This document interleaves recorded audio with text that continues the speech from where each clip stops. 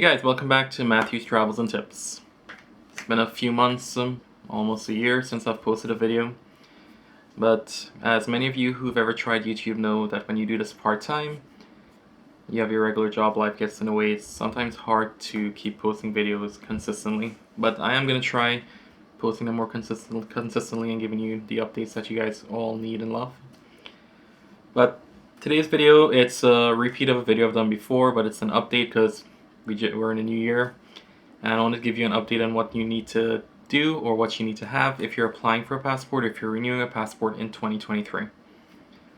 So I'm going to show you guys a list and we'll explain what you need for a new passport, what you need for a renewal, and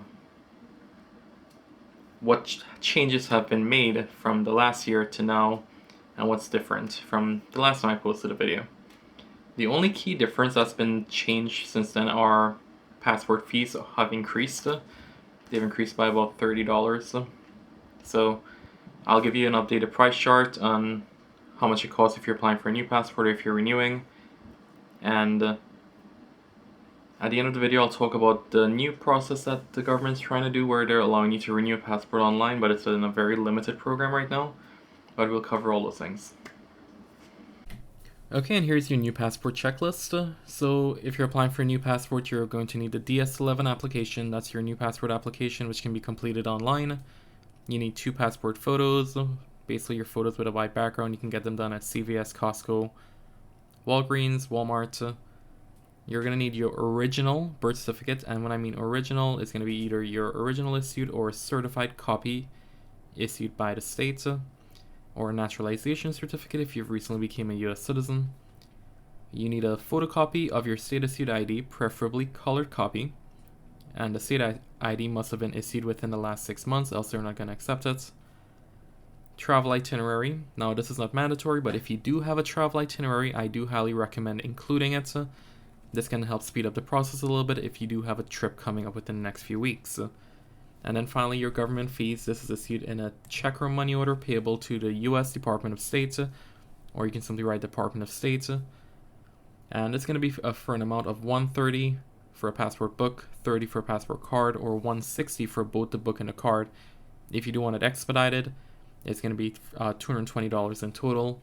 And I'll include a chart showing you all the fees for the book, card, and the expediting fees. And also remember, if you're applying for a new passport, these documents do need to be verified by an acceptance agent, as I've said before in previous videos. Just to recap, the acceptance agent is someone who's going to verify your identity, review your documents, and send it to the Department of State to process a new passport. You can find these at the post offices, courthouses, and I'll include a link in the description where you can simply enter your zip code and I'll show you local agents in your area where you can call and schedule an appointment. And for a passport renewal, this is a checklist here. It's a little more simple than applying for a new passport because you've already been through the acceptance agent process when you got your first passport. So all you're going to need is your DS82 application. This can also be completed online and printed out. Make sure and sign and date the application. You need 2 brand new passport photos. Can be taken at Walmart, Walgreens, CVS, any of those places. You need to include the passport that's being renewed, and it needs to be in good condition. Can it be chewed up, damaged? None of that. It needs to be in good condition, and it needs to either be current or expired for not more than 5 years. If it's been expired for over 5 years, then you have to apply for a new passport. Travel itinerary as well. It's not mandatory, but if you do have a travel itinerary, do include it. It can help speed up the process. And finally, your government fees. The government fees are the same as for a new passport. It doesn't change. And the only difference is you don't have to go to the acceptance agent. And we have our government fees. So if you're applying for the passport book, it's $130. If you're applying for the card, it's $30. Both the book and the card is going to be $160 because you just add those numbers together. If you do want it expedited, meaning you're getting it in a few weeks, not a few months, add $60 to those costs. So for the book, it's going to be $190. If you want it expedited, for the passport card, it's going to be $90. And if you're applying for the book and the card, it's going to be $220.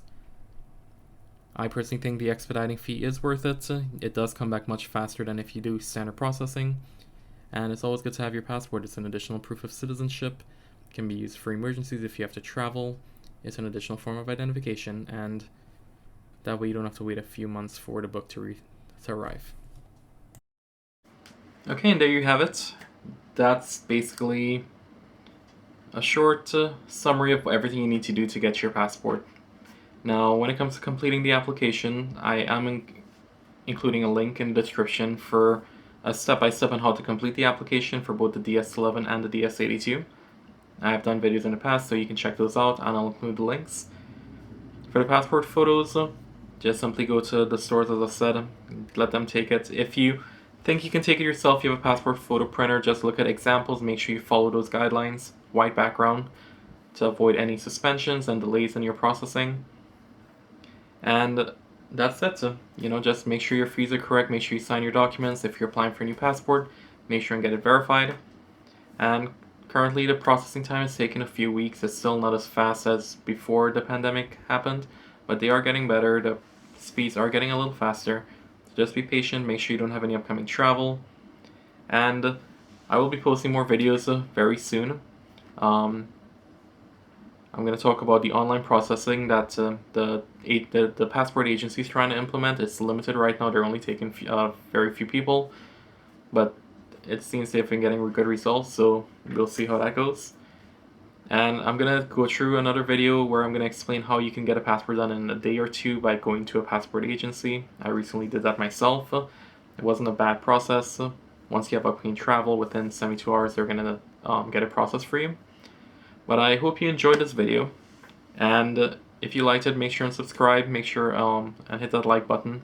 And if you have any questions, make sure and leave it in the comments, and I'll do my best to answer them as soon as I can. Hope you guys enjoyed it. Thanks.